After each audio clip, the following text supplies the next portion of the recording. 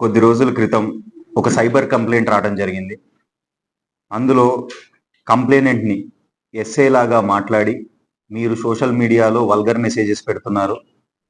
ఆ vulgar message పెట్టినందున ఆ lady వాళ్ళ ఇంట్లో గొడవయ్యి, ఆమె సూసైడ్ అటెంప్ట్ చేసింది.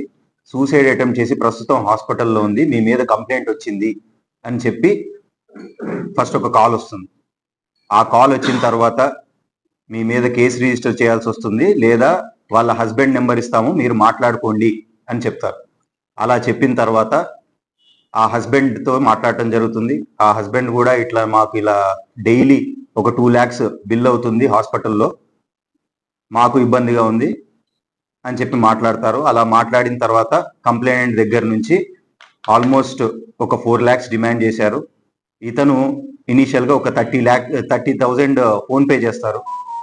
చేసిన తర్వాత అతను ఏ ఫోన్ ఎత్తడు. ఏ ఫోన్ ఎత్తకపోవడంతో